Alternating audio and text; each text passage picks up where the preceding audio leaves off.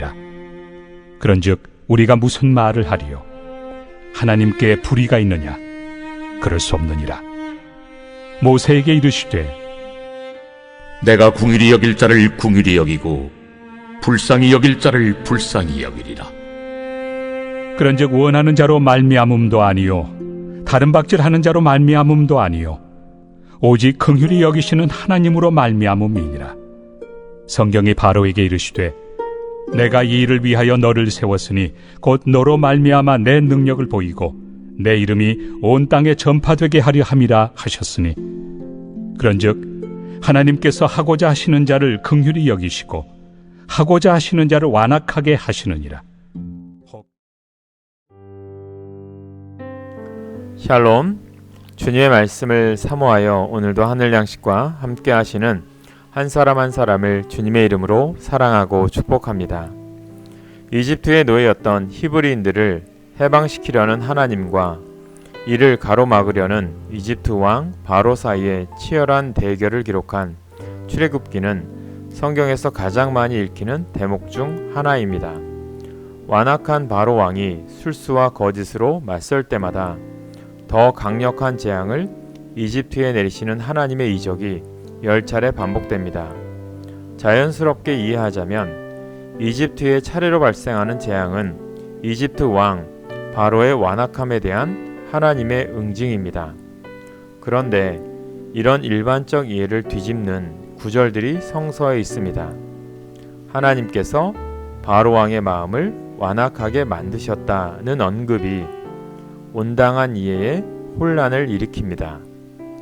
정말로 하나님이 바로 왕의 마음을 완악하게 하셨다면 완악함의 책임이 바로 왕에게 있을까 생각해 봅니다. 더 나아가 누군가의 마음을 완악하게 만들고 그 완악함을 이유로 그를 벌하시는 하나님이라면 과연 그분은 선하십니까? 모순이라는 말이 있습니다.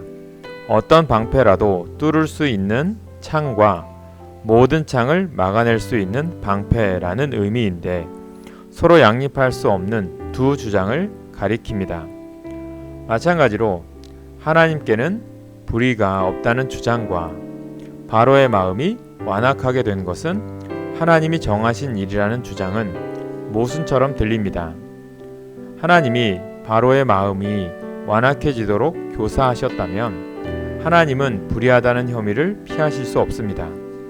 그런데 생각해보면 기독교의 구원이란 주님이 인간의 죄를 짊어지신 것입니다. 그리스도의 죽음은 인간의 잘못과 혐의를 자신에게 전가하신 일이었습니다.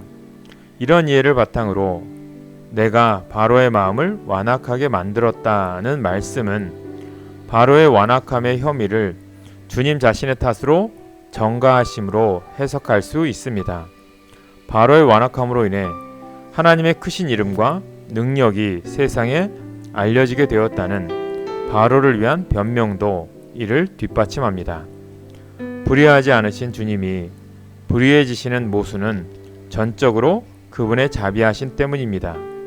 자비하신 주님은 완악한 바로 왕마저 불쌍히 여기시고 바로를 완악하게 한 것은 나다라는 말씀으로 긍휼을 베푸십니다. 주님의 사랑이 감당치 못할 사람이 어디 있을까요? 어떤 잘못인들 그분의 긍휼로 덮이지 않을 것이 있을까요? 우리는 다 그 자비 안에 있습니다. 오늘의 기도 제목입니다. 주님의 사랑을 날마다 전하게 하옵소서. 변하지 않는 신실한 크리스찬이 되게 하옵소서. 기도하겠습니다. 전능하신 하나님, 우리와 세상의 모든 생명이 주님의 사랑 안에 있음으로 인해 감사합니다. 그 사랑에 힘입어 넘어지는 나 자신을 받아들이게 하시고 실수하는 형제자매들을 용납하여 사랑하게 하옵소서. 주님의 다함 없는 긍휼을 의지하며 예수님의 이름으로 기도합니다. 아멘.